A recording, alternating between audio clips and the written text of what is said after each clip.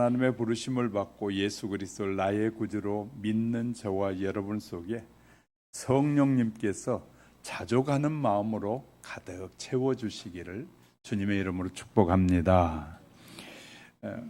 우리 자동차 운전을 처음 해본 사람들은 자동차 운전하려면 운전석에 앉으면 두렵고 떨립니다.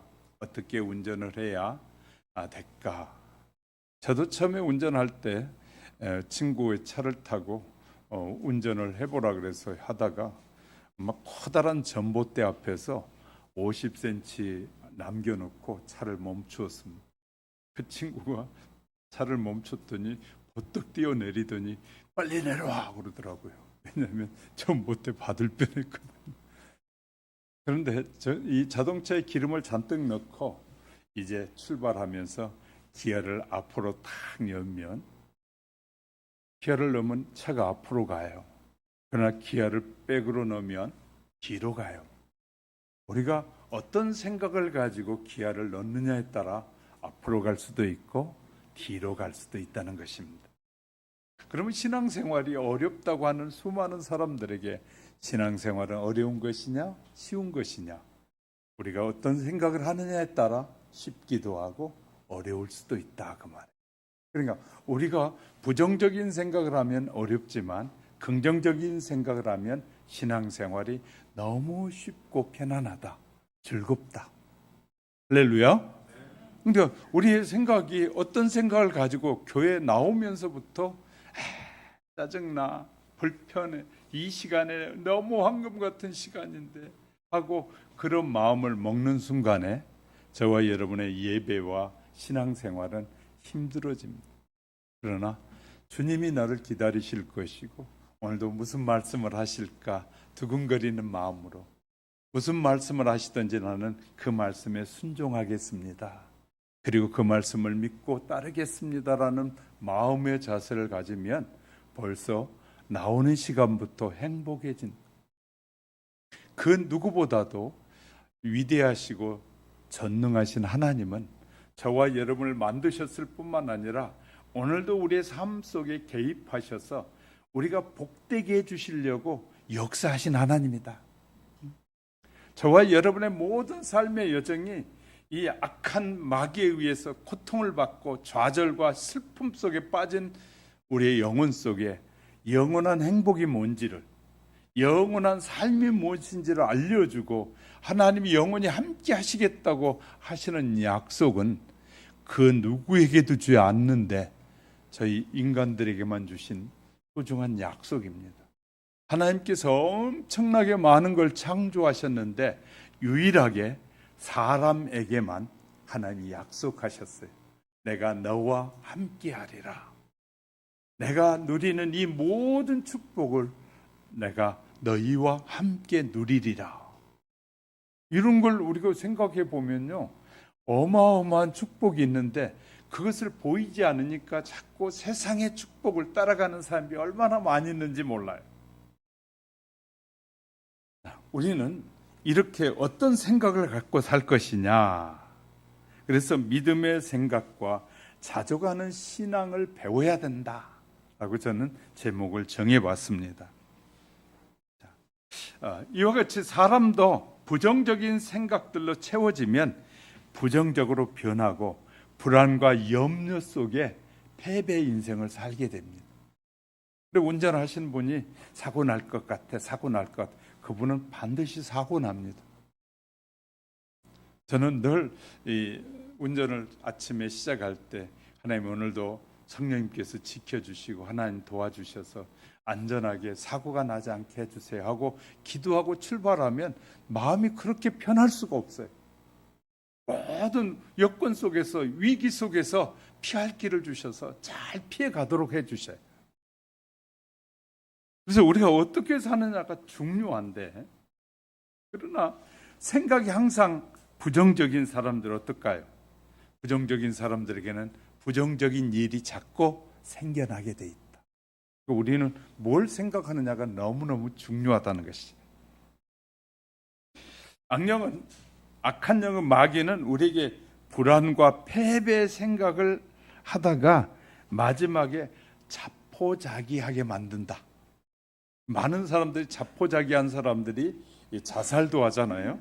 그 이유가 뭐냐면 마귀는 우리로 하여금 자포자기에 이르도록 자꾸 역사해.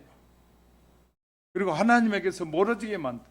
예수 그리스도에게서 멀어지게 하고 성령님을 의지하지 않고 살도록 만들다가 어느 날 내가 감당할 수 없는 일들이 내 앞에 주어지게 될 때 그만 비참하게 쓰러지게 만드는 것이에요. 그래서 심리학자들이 이렇게 말해요. 모든 질병의 90% 이상이 근심과 두려움 때문에 온다. 병의 90%가 근심과 두려움 때문에 온다는 것이에요. 사람들은 근심하고 불안을 가져오는 요인의 40%는 지나간 과거의 일이다 그래요. 지나온 과거 일 때문에 40%가 스트레스가 쌓여 있다는 거예요. 그리고 보통 한 50%는 앞으로 일어날 일 때문에 50% 정도는 고민한다는 거예요. 앞으로 일 때문에. 그리고 현재 일은 10%밖에 안 된다는 거예요. 현재 지금 내 앞에 있는 일이 10%밖에 안 되고 과거와 미래 일 때문에 너무너무 스트레스를 많이 받아서 그것으로 인하여 질병에 이르는 사람이 많다. 심리학자들이 하는 얘기예요. 얼마나 많은 사람들이 오늘 하루도 어떻게 살아야 할지도 모르는 사람들이 지나왔던 일들 앞으로 어떻게 될까 염려하면 불안해서 살 수가 없다는 거예요. 지금 세계가 요동치고 있잖아요. 교회들이 숫자가 줄어든 이유가 뭐냐면 하나님께서 이런 요란한 환경을 통해서 진짜 신자인지 가짜 신자를 구별해내기 시작합니다. 사람들 어려움이 많아지면 이 신앙에서도 벗어나고 싶고 뭔가 매여 사는 것 같고 그리스도의 평안이 없는 사람들은 그냥 좋아서 왔던 사람들은 도태되기 시작할 겁니다. 신앙에서 도태돼요. 하나님은 우리에게 이렇게 약속해.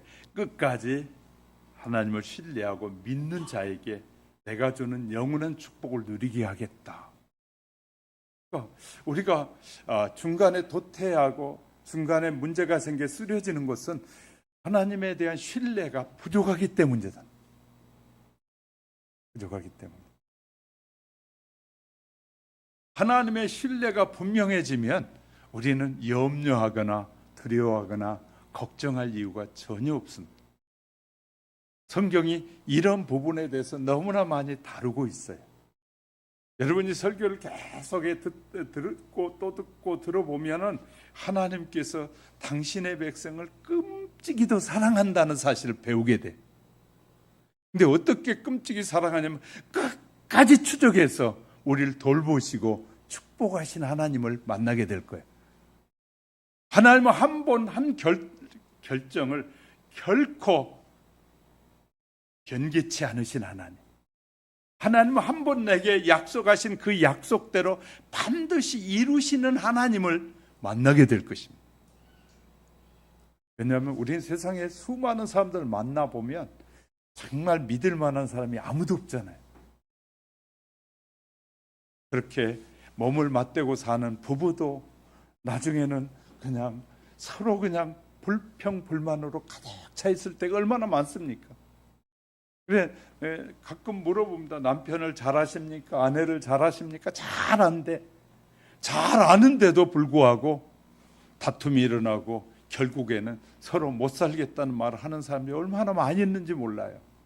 잘 아는데 왜 그래? 잘 알면 그런 일이 없어야죠. 그죠?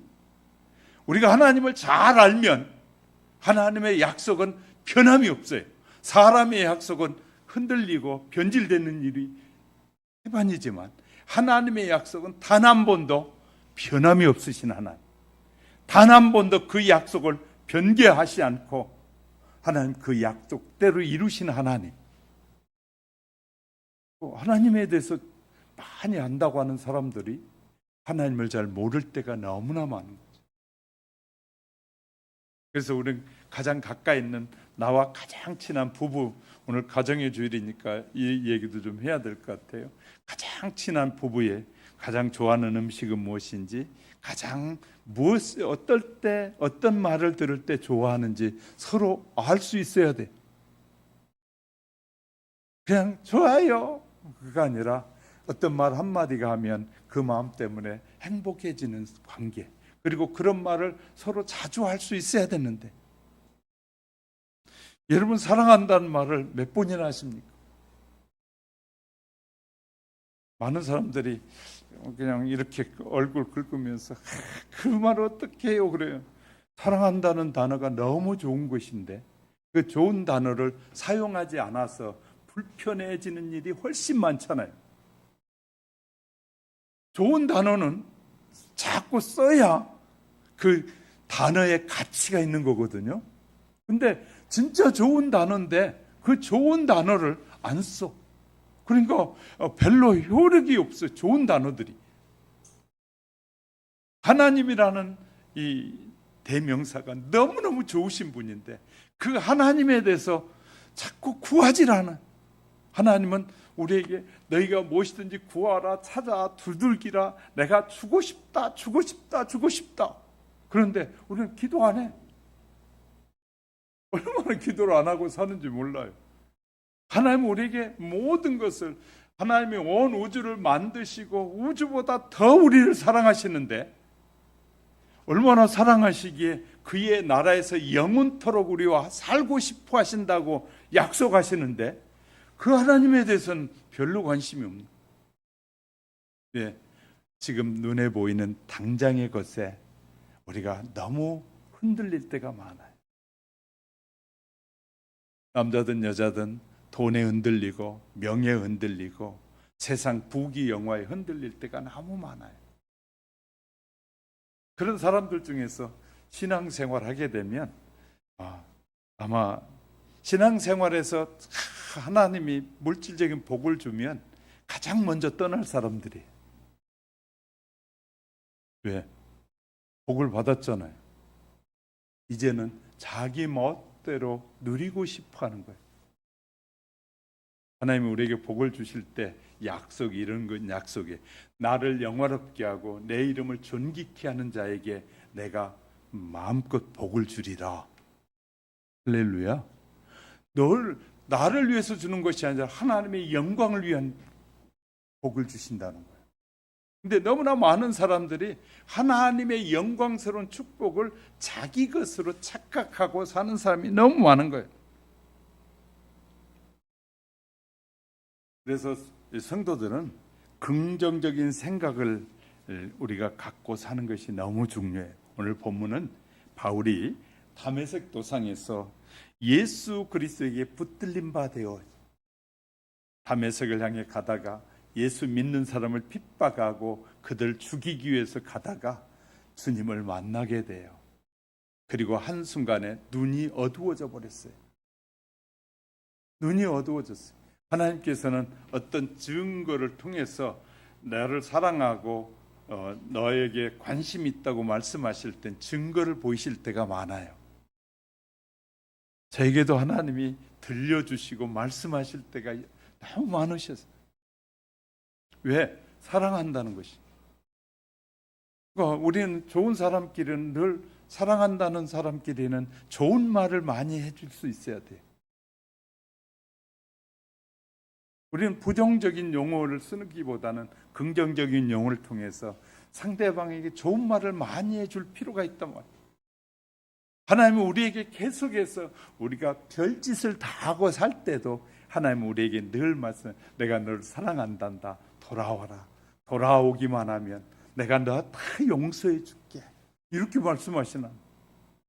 어떤 죄를 지었어도 내가 다 너를 용서해 줄게. 돌아오기만 해라. 나를 바라봐라. 내가 너의 전능하신 분이야. 내가 온 우주를 만든 분이야. 너의 모든 문제를 해결해 줄 수 있는 것이 사람이 아니라 나야 하고 주님은 우리에게 계속해서 말씀하셔. 그렇게 많이 말씀하셔도 우리는 한쪽 귀로 듣고 한쪽 귀로 흘려버리고 하나님을 의지하지 않고, 돈 많은 사람이 있으면 그 사람 의지하려고 그러고, 명예가 있는 사람이 있으면 권력을 의지하려고 그러고, 자꾸 마음이 그쪽으로 가는 거예요. 왜? 보이는 것에 우리가 약해서. 그래서 하나님께서 우리에게 기적을 통해서 내가 너를 사랑한다는 사실을 보여주시는 거예요. 다메섹이 주님을 만났습니다. 그는 주님을 만나자마자 가문도 가족도 직위도 명예도 육신까지 다 버리고 이방인을 구원하기 위한 선교 사역을 시작하게 돼요. 바울이 그 당시로 말하면 엄청난 부자였습니다. 그리고 유대인들의 공동체에서 공회의원이었어요. 우리로 말하면 국회의원이었단 말이에요. 그 당시에, 지금부터 2000년이 넘는 그 당시에 그 사회에서는 최고의 1/6급의 사람이었단 말이에요. 그런데 예수를 만나자 그는 그 모든 것을 버리고 이방인을 구원하시기 위한 하나님의 계획을 알게 되자 그는 그 뜻에 순종하기 시작했다. 순종하기 시작. 그러니 우리가 이제 잘 보면 바울은요, 그런 의미에서 그에게 육체적인 이 풍부함이라고는 거의 없었어요. 바울의 아버지가 너 예수 믿는 거 버리지 않으면 내가 너에게 재산을 하나도 줄 수가 없다라고 아들 바울에게 그렇게 말해요. 성경에는 없는데 다른 문헌에는 나와 있어요. 그리고 바울을 아예 가문에서 쫓아내버렸어요. 아버지가 아무것도 주지 않았어요. 그래서 그는 아무것도 없는, 육체적으로 보면 아무것도 없는 사람이었어요. 그런데 그는 궁핍한 것이 없을 뿐만 아니라 자족하는 생활하고 있음을 말하고 있어요. 나는 있어야 만족한 것이 아니라 없어도 만족하고 있어도 만족하고 나는 예수 그리스도를 알고 나니까 모든 것에 만족한다. 이 남편 때문에 만족했는데 이 남편이 변질되니까 이제는 갈 길을 잃어버린 여성들이 얼마나 많이, 이 아내 때문에 아내만 의지했는데 이 아내가 변질되니까 인생이 파괴되는 사람이 얼마나 많이 있는지 몰라요. 그런데 예수 그리스도가 내 안에 있으면 결국 남편도 아내도 결국은 서로 떨어지는 사이다. 어디까지만 같이 가준다? 무덤까지만 같이 가준다. 장례식장, 화장터까지만 같이 가준다. 더 이상은 못 가요. 갈 수가 없어요. 그래서 옛날에 이 남편이 죽었다고 같이 무덤에 들어간 사람은 역사상 아무도 없더라고요. 무덤에 묻히면 울기는 슬퍼 울었는데 돌아서서는 이제 안 울더라고요. 들어가지 않아요. 왜? 거기까지. 근데 하나님은 우리를 죽은 자를, 예수 그리스도를 믿는 자를 다시 살리셔서 아버지께서 영원히 함께 하시겠다는 약속, 얼마나 축복된 약속인지 몰라요. 죽는 것이 아니었어요. 요새 입사 체험하는 사람들이 유튜브에 들어가 보세요. 참 많아졌어요. 제가 죽은 자와 영의 죽은 것과 영적 분리에 대한 제가 경험한 얘기 몇 번 드렸잖아요. 하나님은 저에게 현대식 죽음과 과거의 죽음에 대한 것도 다 말씀해 보여주셨다고 말씀드렸잖아요. 요새 입사 체험이 많아요. 죽은 자의 영적 분별이 어떻게 되는지 유튜브에 들어가 보셔요. 거기에 가끔 이제 나타나기 시작해요. 하나님이 감추어진 비밀을 마지막 때 드러내 보여주신다고 했어요. 마지막 때가 되니까 그런 경험을 한 사람이 자꾸 이제 늘어나기 시작하는, 그 말은 하나님께서 그것이라도 보고 돌아오라고 하는 거예요. 돌아서라는 거예요. 영적인 세계가 있다는 걸 알려주고 계시는 거예요. 인간이 죽는 것이 아니라 다시 분리되어져, 육체와 영혼이 분리되어지는 것이 어떤 것인가를 보여주고 계십니다. 그래서 이제 많은 이제 임종 앞에 둔 의사들이나 임종 앞에 있는 사람들이 많이 말하는 얘기들이 뭐냐면, 마지막 때가 되면 달라집니다, 사람이. 왜냐하면 영적인 눈이 열리게 되면 하나님께서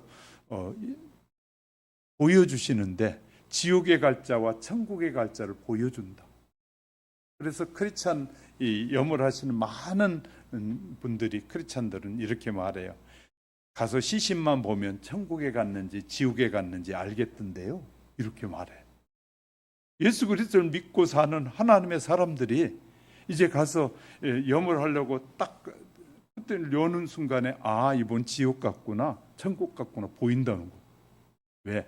마지막 순간에 눈을 열어서 하나님이 보여주셔서 지옥이 보이면 어떻게 했습니까? 그 인생이 달라지기 시작한다. 그래서 막 발악을 하면서 죽은 사람이 있는가 하면 그렇게 잠자는 것 같이 그렇게 편안하게 자는 모습을 보면 얼굴도 빛이 난다는 거예요. 마지막 순간이. 그러니까 이제 목사님들이 이제 우리는 이제 옛날에 장례식을 다 배웠거든요. 이 장례 전담 이제 집사님들이 목사님들이 장례를 어떻게 해야 되는지를 와서 시범을 보여줘요. 사람들이 이제 죽은 것 같이 누워 있으면 어떻게 염을 해야 되고 하는 걸 쫙 시연하면서 보여주면서 이제 설명을 해요.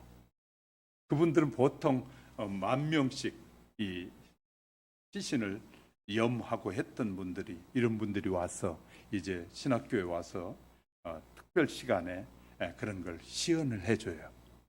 그러면 볼 때 이렇게 확실하게 자기들은 보인다는 거예요.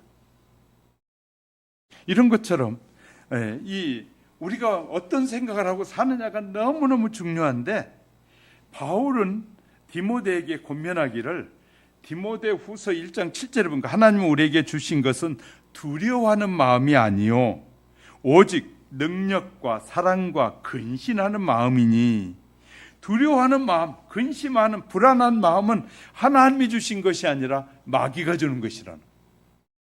우리의 삶에서 어떤 환경과 여건을 만나든지 우리는 하나님의 사람은 두려워하지 않는다는 거예요.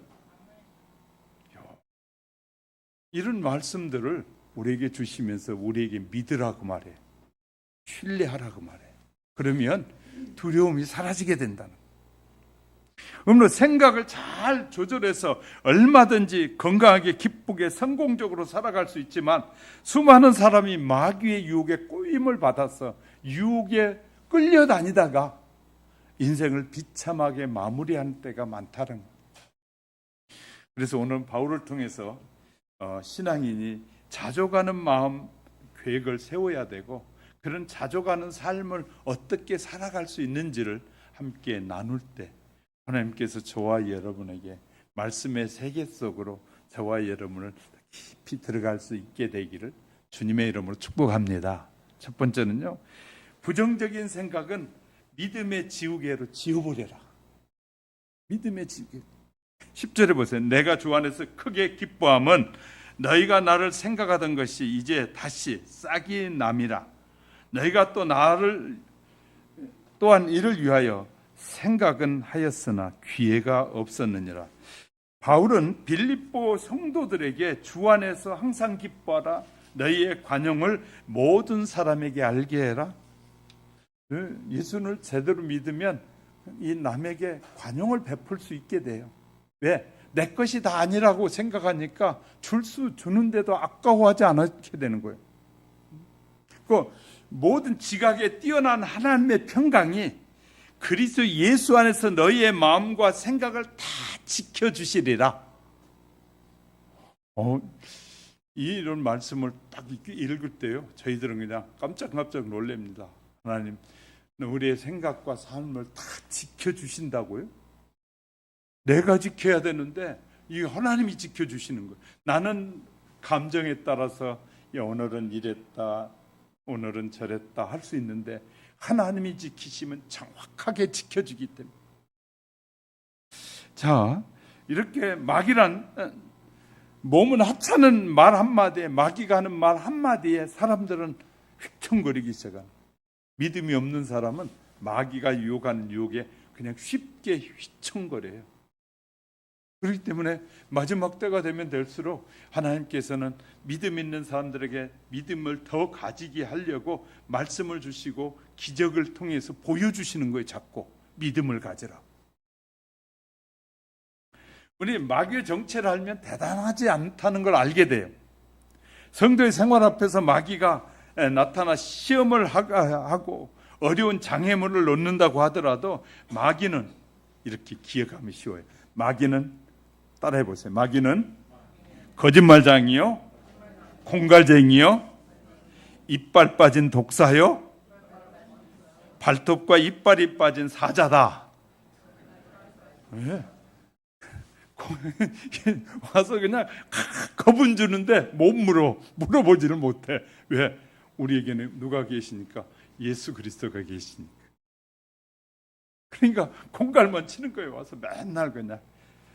그러니까 우리가 주님을 알게 되면, 내 안에 예수 그리스도를 모셔드리면 이렇게 행복해지는 거예요. 마귀도요, 귀신도 함부로 들어올 수 없어요. 어떻게 해야 들어오냐? 내가 허락할 때만 들어와. 그래서 무당들이 신을 내리는 구슬을 하기 전에 막 핍박을 해.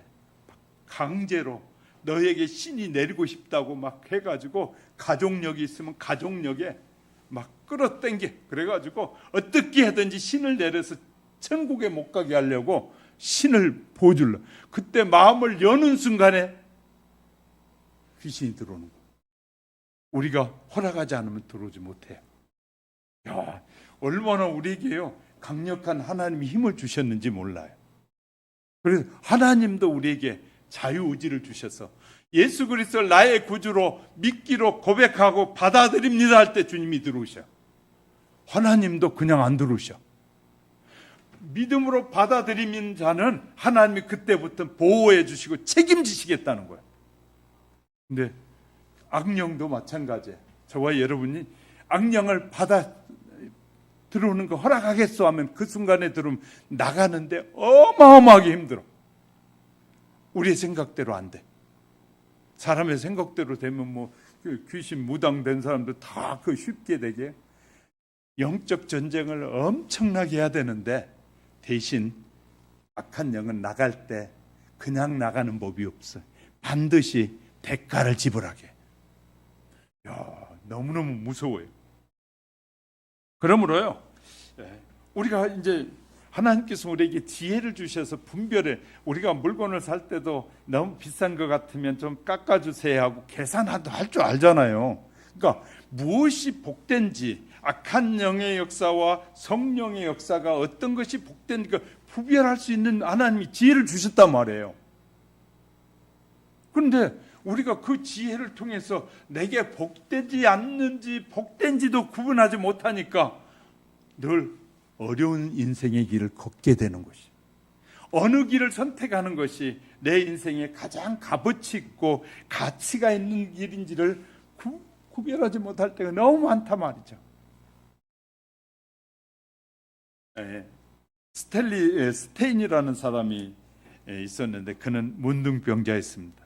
문둥병에 걸리고 난 다음에 그 문둥병으로 인하여 눈이 어두워져 버렸어요. 그래서 맹인이 되고 말았습니다.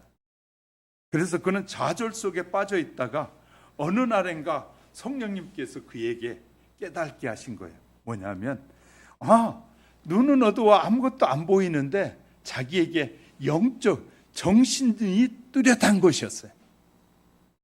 그래서 그는 내가 정신이 뚜렷하구나, 그런 긍정적인 생각을 하고 난 후에 내가 뭘 잘할 수 있을까 그렇게 고민하다가 그는 도서관에 가서 책을 빌렸어요.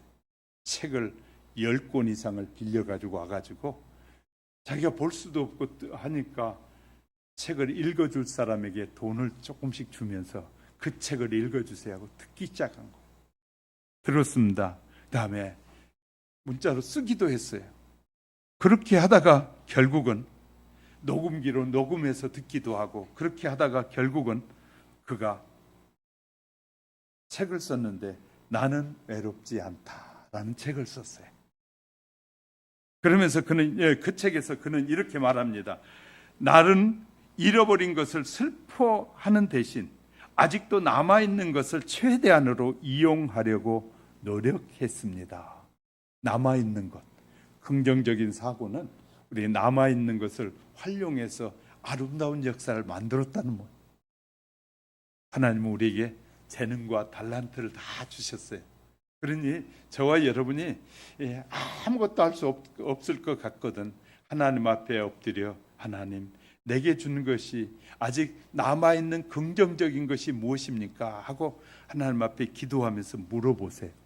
하나님, 여러분에게 사랑하는 모든 자에게 하나님 뭐 하신다고요?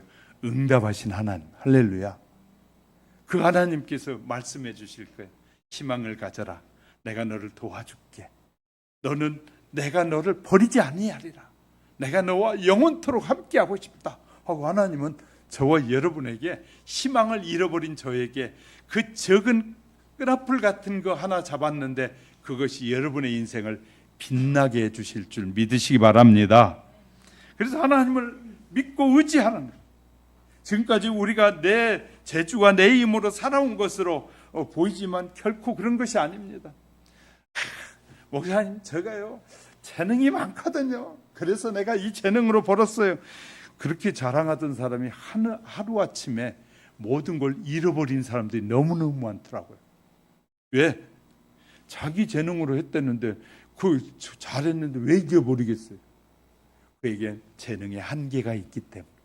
하나님은 모든 재능에 한계가 없으신 하나님. 그래서 하나님을 알면 알수록 신난다니까요. 하나님이 어떤 분인가, 예수님이 어떤 분인가를 알면 알수록 너무너무, 그래서 하나님이 이렇게 약속하셨어요. 하나님의 자녀들에게 이렇게 약속하셨어요. 창세기, 아브라함에게도 창세기 15장 1절에 보니까, 아브라함아 두려워 말라. 내가 너의 방패요 너의 지극히 큰 상급이다. 이렇게 하나님 말씀하시죠. 넌 나의 방패다. 내가 너의 방패가 되어주마. 그리고 너는 장차받을 큰 상급의 대상자다. 이렇게 말씀하시는 거예요. 뿐만 아니라 여호수아가, 모세가 약속의 땅을 가기 위해서 가나안 땅에 가기 전에 그들은 광야에서 다 죽게 되잖아요. 모세도 약속의 땅에 들어가지 못하고 결국은 죽게 돼요. 그리고 이제 여호수아와 갈렙만이, 믿음의 사람이었던 요셉과 갈렙이 약속의 땅에 들어가려고 하는데, 그 땅에 가보니까 너무너무 위대한 사람들이 살아. 키가 3m가 넘은 사람들이 버티고 사는데, 그들을 보니까, 유대인을 보니까, 유대인들이 좀 키가 그렇게 크지 않거든요. 키도 적고 한데 자기들보다 배나 큰 사람들이 하나님이 주신 약속의 땅에 살고 있고, 그들은 농사도 짓고 힘도 세고 전쟁도 잘하는 사람들이. 그러니 유대인들은 이제 늘 400년 동안이나 노예로 살았으니 그냥 늘 말만 듣고 살았는데, 이 전쟁을 해야 되는데 얼마나 심각합니까? 근데 그때 여호수아에게, 여호수아 1장 이 5절 6절, 너희 평생에 너를 능히 감당할 자 없으리니 내가 모세와 함께 있었던 것 같이 너와 함께 있을 것임이라. 내가 너를 떠나지 아니하며 버리지 아니하리니 너는 마음을 강하게 하고 담대히 하라. 이렇게 말씀합니다. 우리는 두려워할 필요가 없어요. 하나님을 믿기만 하면, 내가 내 마음으로 진심으로 그를 믿으면 그는 우리를 지키시고 보호해 주신다. 모세와 함께 그 7절에 보면, 오직 너는 마음을 강하게 하고 극히 담대히 하여 나의 종 모세가 너와 함께 명한 율법을 다 지켜 행하고 좌로나 우로나 치우치지 않는 것처럼 너도 치우치지 아니하면 내가 모세와 함께 한 것 같이 너와 똑같이 함께 해 주리라. 우리에게 똑같이 약속하고, 히브리서 13장 6절에 보니까, 주는 나를 돕는 자시니 내가 무서워 아니하겠노라. 사람이 내게 어찌하리요. 제가 그런 간증도 했는데 기억하는지 모르겠습니다. 지금 분당이 개발되기 전에 분당에 제가 있었거든요. 분당에 있을 때 마을마다 조금씩 있어서 정자동에 제가 이 회사에서 제공해주는 사택에 거기에 있었는데 밤에 11시쯤에 차를 타고 딱 집에 가려고 내리면 차가 딱 지나고 나면 온 천지가 캄캄해요. 그리고 정자동 옆에 순회동에는 공동묘지가 있고요. 밤에 그 산이 높은 산에는 저희가 20살 때쯤 거기 갈 때는 이 여우들이 밤이면 울었어요. 차에서 딱 내리고 딱 차가 떠나고 나니까 그쪽을 가려고 하니까 그쪽이 동네에 들어가는데 묘지가 많았어요. 그 당시에 거기에도. 어려서부터 예수 믿은 나도 두렵더라고요. 얼마나 두려운지 몰라요. 그런데 큰 길도 아니고 논두렁 길을 거쳐서 쭉 한 10분 들어가야 되는데 그 길이 얼마나 두려운 길이죠. 그 순간에 성령님께서 저에게 딱 생각나게 했어요. 찬양하라 그러는 거예요. 마음에서부터 찬양하라. 제가 두려운 그때 신앙생활 조금 대충 할 때거든요. 근데 찬양하라 하는 소리가 들려와요. 그래서 그 순간 찬양하기 시작했습니다. 아는 찬송가 부르면서 가는데 우리가 어릴 때 이 어른들한테 들은 얘기가 너무너무 많죠. 과거에 들었던 것이 현실 속에서 이렇게 투영돼 나타나는 거거든요. 과거의 어른들이 뭐라고 말하냐, 공동묘지에 가면 관이 갑자기 쫙 일어서더니 문이 쫙 열리면서 나왔다. 야, 그런 것이 너무 뚜렷하게 기억돼 있잖아요. 들어가는데요. 옆에 2-3m 옆에 무덤들이 쫙 놓여 있는데 그 옆을 지나가는데 찬양하고 가는 순간에 모든 두려움이 다 사라져 버려. 야, 그렇게 평안한 줄 몰랐어요. 그러니까 주님의 말씀에 순종하니까, 하나님의 뜻에 순종하니까 하나님은 그런 평안을 주셔요. 그래서 그 다음부터는요, 그냥 차 지나고 나 아무리 캄캄해도 겁이 안 나는 거예요. 왜? 찬양하고 가면 되니까. 그런 삶을 한 6개월 거기서도 지내봤어요. 하나님은 경험을 하게 하신 하나님. 두려워하던 그런 순간에 저에게 이런 생각이 들었어요. 내가 예수 믿는데 주님이 내 안에 계시는데 마귀가 나타나서 나를 어떻게 해야 할 거야? 라는 담대함이 딱 생기는. 그 순간에 두려움, 염려 다 산. 그 다음부터는요, 저녁에도 묘지에 가서 등을 딱 지내고 딱 드러나가 거기 가니까 그렇게 또 편해. 묘지를 등에 대고 그러면서 이렇게 농담할 때가 있었어요. 편히 쉬세요. 나도 좀 쉬었다 갈게요 하고 등에도 이렇게 대고 있으면서. 그런데도 겁이 안 나는 거예요. 하나님은 우리에게 은혜를 주실 때는 정말 이루 말할 수 없는, 형용할 수 없는 은혜를 주신 하나님. 그러니 우리가 염려할 필요가 없죠. 그래서 우리는 그럼 신앙생활에 뭘 필요하느냐? 자족하는 마음, 이렇게 스스로 그리스도 예수 안에서 스스로 만족하고 평안해지는 것은 하나님의 말씀에 순종할 때. 할렐루야. 하나님이 뭐라고 말씀하시든지 그 말씀에 순종할 때 평안을 주시는 하나님이시다. 12절에 보세요. 내가 비천에 처할 줄도 알고 풍부에 처할 줄도 알아. 모든 일에 배부르며 배고픔과 풍부와 궁핍에도 일체의 비결을 배웠노라. 훈련. 그래서요, 신앙인에게 훈련이 많은 건 너무너무 감사해요. 군대 가서도요, 특수부대에 가야만이 UDT나 특수부대에 가면 훈련이 많아요. 1년 내내 훈련해. 그런데 이 사람들은 어떤 전쟁 문제가 생겼을 때 현장에 가면 죽지를 않아요. 왜? 훈련되었기 때문에. 그런 것처럼 우리도 신앙의 훈련이 잘 되어지면 엄청난 시련 앞에서도 능히 담당하게 되어지는 거예요. 능히 감당. 우리가 그냥 말씀을 대충 믿고 대충 섬기다 보니까 그냥 어떤 문제 하나가 탁 터지면 그냥 좌절해서 넘어지고 막 스스로 넘어져 버려요. 그런데요, 이 신앙의 훈련이, 하나님의 말씀의 훈련이 잘 돼. 부할 때나 가난할 때나 명예가 있을 때나 명예가 없을 때나 어떤 것에 처하든지 뭐 하게 된다고요? 자유함을 누리게 되는, 자족함을 누리게 되는 이 훈련을 통해서 이루. 그럼 어떤 훈련? 하나님의 말씀에 순종하는 훈련. 하나님이 성경을 읽다가 그럼 하나님이 어떻게 말씀하시느냐? 너무나 많은 사람들이 하나님의 말씀하는 소리를 못 들어요. 왜?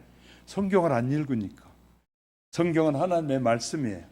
사람들에게 필요한 것을 다 공급하신 하나님의 말씀이에요. 여러분이 기도하면서 성경을 읽으면 어떤 날은요, 성경 전체를 읽어도 성경이 무슨 말인지 모르는데 어떤 순간에는 성령이 임하는 순간에는 단어 하나가 딱 뜨는데 그 단어가 내 머릿속으로 쫙 빨려 들어올 때가 있어요. 그리고 어떤 단어를 읽는 순간에 가슴이 뭉클해지기 시작한, 하나님이 말씀하시는 거예요. 우리는 하나님의 말씀하시는 소리인지를 잘 못 들으니까, 왜? 안 읽고 안 보니까. 성경을 부지런히 읽고 보면 하나님의 말씀하는 게 보여요. 그리고 어느 순간에 지금까지 깨달지 못했고 의문점이었었는데 성경을 읽는 순간에 아, 이 말씀이구나 하고 기억나게 하셔요. 또 설교를 듣는 순간에 아, 그 의미가 저런 의미였구나 깨닫게 하시는, 하나님이 말씀하시는 거예요.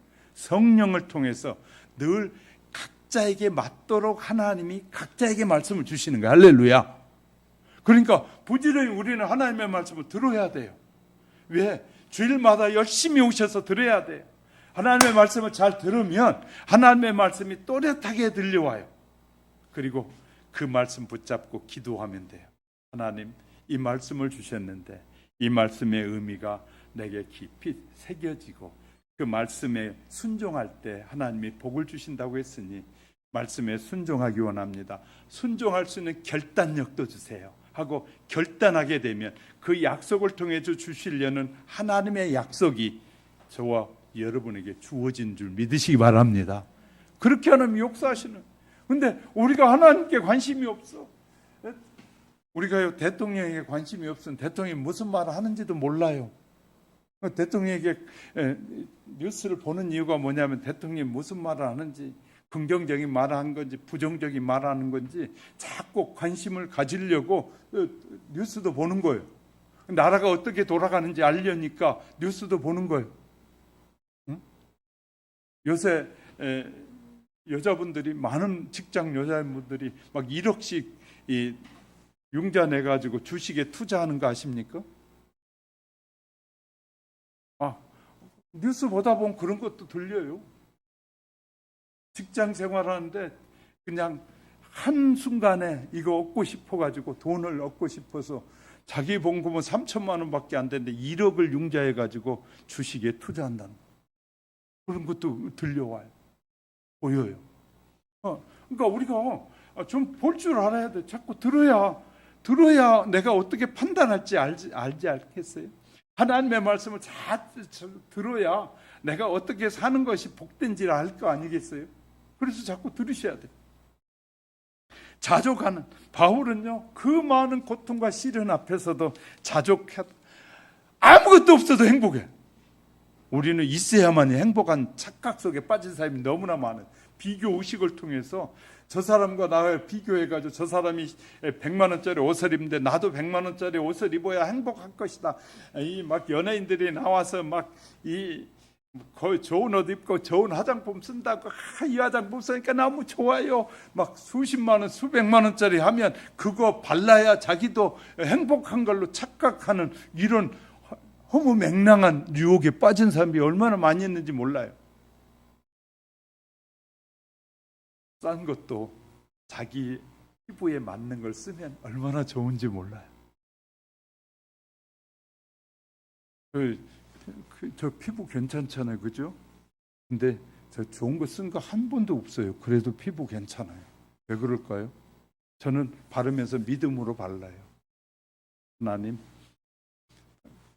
깨끗하게 해주세요 하면서. 하나님이 피부도, 하나님, 우리는 구하는 대로 응답하시는 하나님이시잖아요. 저 머리 안 빠졌거든요. 근데 하나님, 머리도 너무 해가지고 좀 사람들이 보기가 좀 불편할 것 같아요. 머리도 나. 아멘 안 하면 안 날 거예요. 나고 싶은 사람 아멘 하시. 하나님은 그렇게 하시는 거예요. 왜? 그의 자녀가 불편하다는데. 하나님 자녀가 불편. 다른 사람에게 유익이 되고 복이 되게 하게 해달라고 하니까 머리도 나고요. 아버지 내가 너무 아파가지고 성도들에게 설교하는데 그냥 너무 아프면 호흡이 안 나잖아요. 하나님의 영광을 못 드러내잖아요. 하나님이 아파 들어놓았어도 토요일은 일어나게 하셔도 놀라워요. 토요일날 저녁에 실컷 아픈데요, 주일 새벽이면 또 벌떡 일어나게 하셔. 설교하라고. 하나님이요 얼마나 놀랍게 역사하시는지 몰라.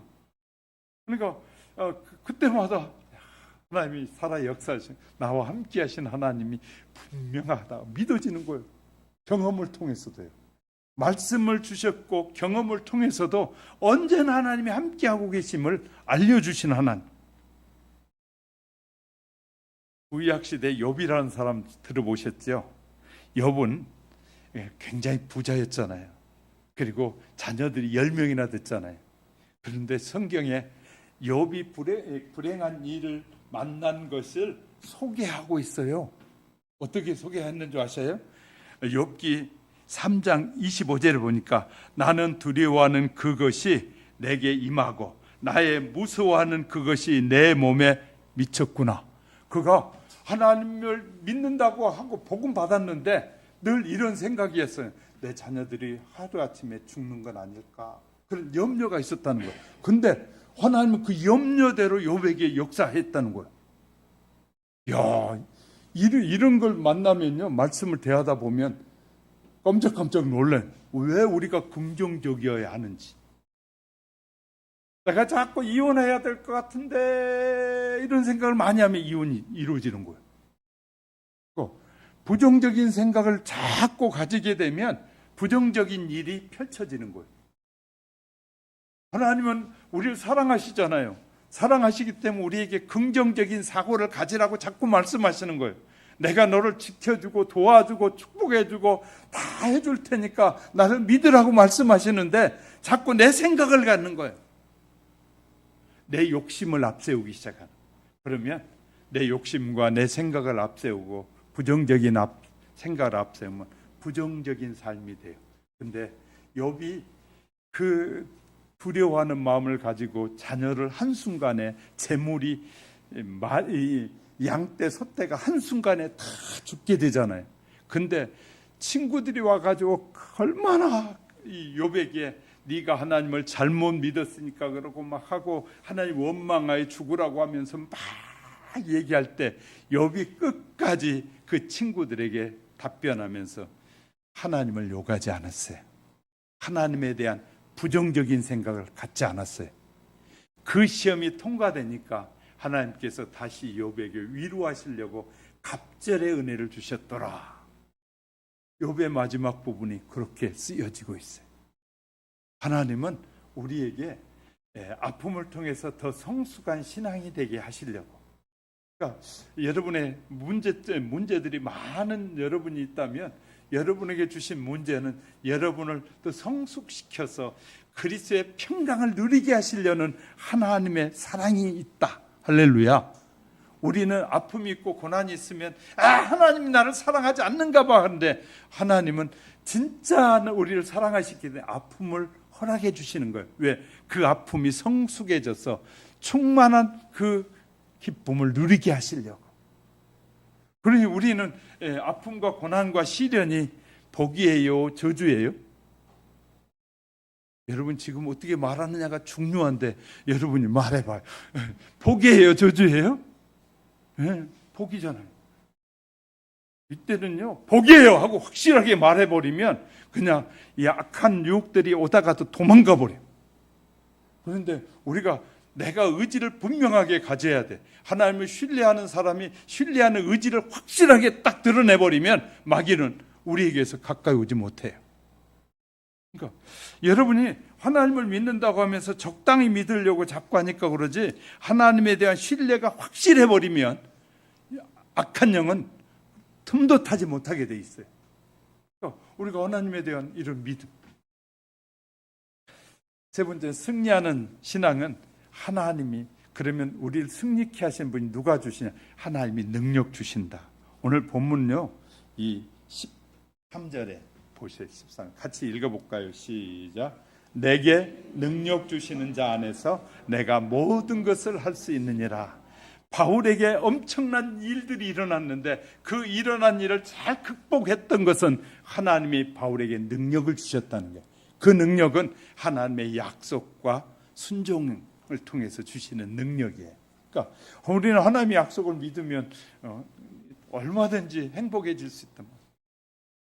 이 건물도 사고 팔 때요, 이 계약서 한 장에 다 수십억이, 수백억이, 수천억이 왔다 갔다 해요. 저는 무역을 해봤으니까 무역하면서 이런 계약서를 쓰잖아요.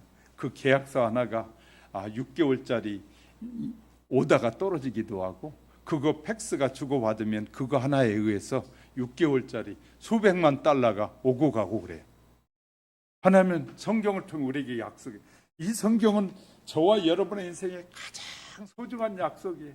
저와 여러분의 인생을 이 땅에서부터 영원한 세계까지 인도하시는 완벽한 약속의 책이에요.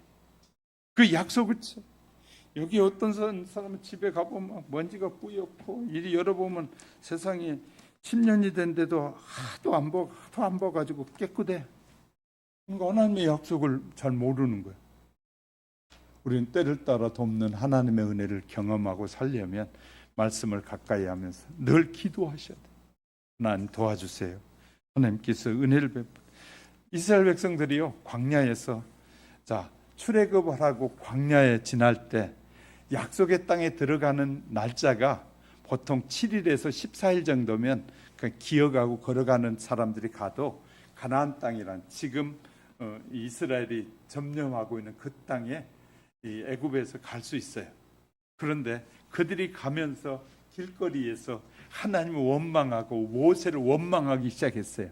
그때 하나님께서 이들을 언제까지 이런 기적을 보여줘도 이 바다를 가르고 이 메추라기와 이런 걸 통해서 먹이고 입혀도 너희들이 믿지 않으니 그들이 말한 대로 내가 갚아주리라. 그래서요, 출애굽기에서 하나님께서 갈렙과 요수아의 모든 사람이 광야에서 7일에서 14일이면 어린아이도 걸어갈 수 있는 그 길을 40년 동안 광야에 살게 하시면서 광야에 믿음 없는 사람을 다 묻으셨어요. 그리고 믿음을 가진 새로운 세대로 하여금 약속의 땅에 들어가게 하신 하나님. 잘 아셔야 돼요. 저와 여러분의 믿음이 이렇게 불평하고 원망하는 믿음을 가지면 여러분은 반드시 마귀의 유혹을 통해서 시련과 고통 속에 빠져들어가게 될 겁니다. 그러나 하나님을 신뢰하는 확실한 믿음을 여러분이 붙잡고 결단 내리고 여러분이 믿고 살면 영원한 약속의 세계 속으로 들어가는 하나님의 은혜를 경험하게 될 줄 믿으시기 바랍니다. 그러므로 우리 사랑하는 성도 여러분, 오늘도 말씀을 듣는 저와 여러분, 교회가 크고 적고가 중요한 것이 아니라 어떤 말씀을 듣고 어떤 믿음으로 사느냐가 중요하다. 그래야요. 저도 가끔 나가면 그래요. 목사님, 큰 교회 하실 목사님 같아요. 그래요. 저보고. 근데 그러면 그래요. 저는 조그만 교회 해요. 그래요. 왜? 하나님이 저에게는 이것이 최고의 은혜라고 생각해요. 하나님이 주시는 은혜. 우리는요, 크고 적은 게 중요한 것이 아니라 그리스도로 만족한 삶을 오늘 살고 있느냐가 더 중요해. 큰 교회 하면서 막 맨날 고민하고 고통하고 힘들어하는 것보다는 오늘 하루 어떤 환경에서든지 내가 그리스도로 인하여 그가 준 참 평안과 기쁨 안에서 오늘 하루하루를 어떻게 살고 있느냐가 더 소중한 걸 깨닫게 되면 돈이 있고 없고 아무런 걱정이 안 돼요. 왜냐하면 하나님 매일 우리에게 주기도문을 기도하면서 이렇게 기도하라고 그랬어요. 일용할 양식을 주옵시고. 우리가 일용할 양식을 달라고 하면 하나님은 낼 거리가 없거든. 그럼 잠기 전에 기도하면 되잖아요. 하나님, 우리 애들이랑 먹어야 되는데 내일 아침 거리가 없네요. 아버지 아시지요? 그러면 하나님이 어떻게 하셔든지 밤에 공급해 주실 거예요. 그런데 없는데 기도 안 해놓고 다음날 아이고 어떻게 하지? 눈 뜨자마자 세상에 우리 어떻게 살아? 하고 원망하고 불평하는, 원망하고 불평하기 전에 하나님과 기도하세요. 하나님, 우리 형편 아시지요? 이런 일들로 인해서 어려움을 당하는 것 잘 아시지 않습니까? 하나님, 근데 내일 아침 아이와 함께 먹을 음식이 없어요. 하나님께서 공급해 주세요. 하나님, 책임진다고 약속하셨으니 책임져 주세요. 나는 그 하나님을 믿습니다. 할렐루야. 하나님이 공급하실까요? 할까요? 네, 공급하실. 그런 하나님, 그 하나님이 여러분의 하나님이 되고 여러분의 구세주가 되시기를 주님의 이름으로 축복합니다. 눈을 감으시고요. 나는 하나님을 어떻게 믿고 있는지 다시 한번 돌아보면서, 하나님, 내가 주님을 믿되 멋지게 믿고 멋진 정말 평안을 누리는 인생의 길을 걷게 해달라고 잠시 기도드릴까요?